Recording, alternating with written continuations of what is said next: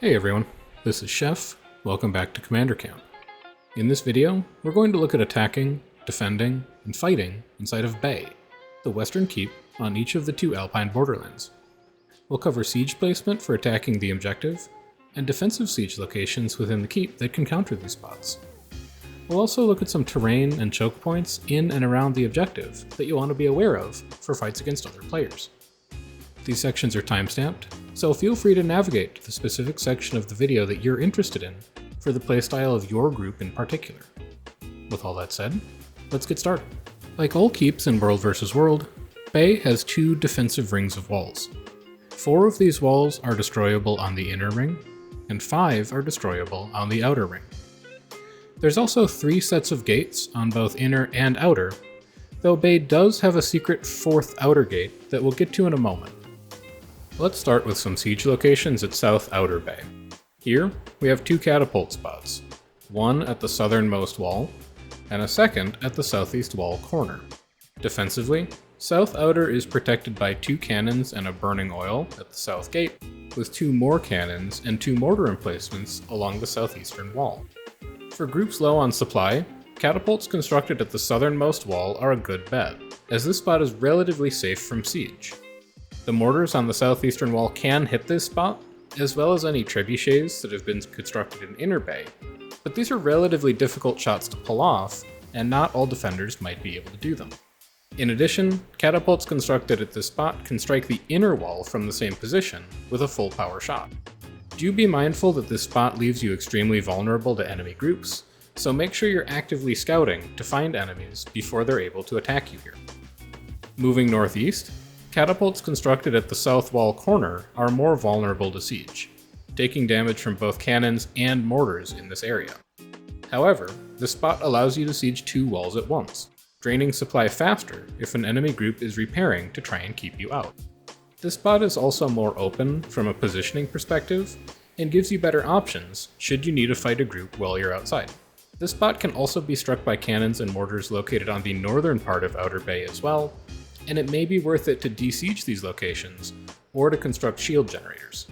Finally, if you really want to avoid contact with any enemy groups, you can construct trebuchets on the parapet behind Lord's Room in the southwestern tower, which will hit the southeast outer walls, as well as the supply depot just inside. This will drain supply as long as the trebuchet is manned by somebody with mastery. Moving across the water to the north side of the objective, the northeastern wall is defended by 2 cannons and a burning oil at the northeast gate, as well as an additional cannon and 2 more mortars along the northeastern wall. Starting just north of the water in the middle of the objective, there's actually a gate underwater here beneath the bridge. This gate can be damaged by catapults built on the north or south beaches of the water, but these spots are very easy to hit with defensive siege, as well as attack with players, so I really wouldn't recommend using this spot if there's any defenders around this objective. To the north is another pair of destroyable walls, like the ones to the south. You can build catapults to damage this wall at either the top or bottom of the cliff. Either position will hit both walls. Like the catapult spot at the southeastern wall corner, this spot can be hit by mortars and cannons across the water to the south, so you'll want to de-siege these areas or build shield generators to minimize incoming damage. The northern end of Outer Bay has no more destructible walls, but it does have a 3rd gate far to the north, sometimes called Worm Gate. This spot is relatively free from defensive siege.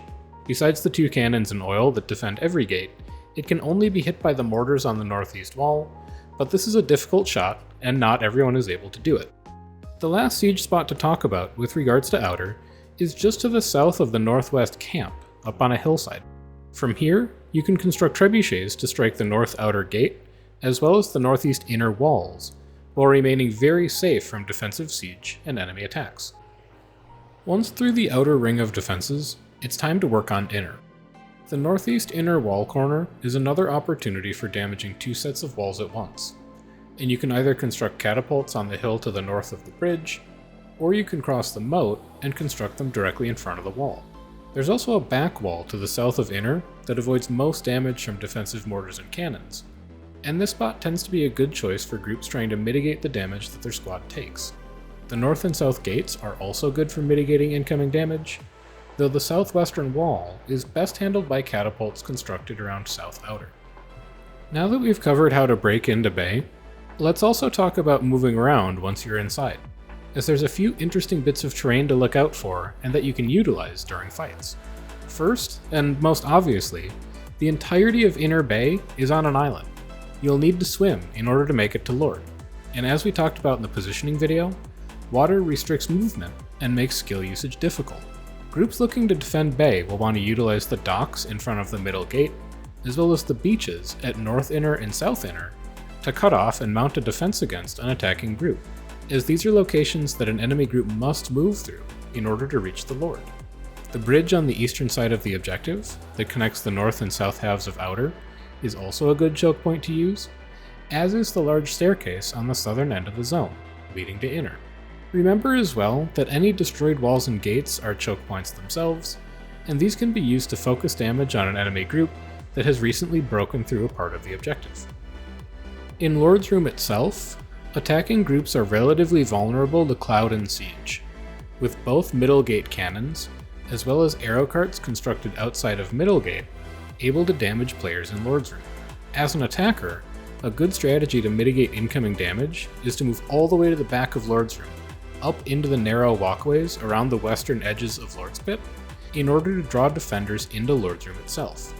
Take care not to spend too long here, as it's still possible for defenders to focus damage on you, and the camera angles and terrain in this part of Lord's Room are very difficult to work with.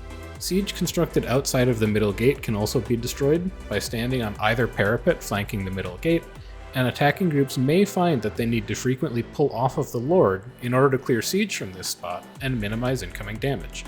As a defender, moving to the north or south of Inner Bay Lord's Room easily breaks line of sight, allowing you to heal, refresh cooldowns, and maintain distance from groups that are fighting the Lord, then apply pressure and damage when you're able.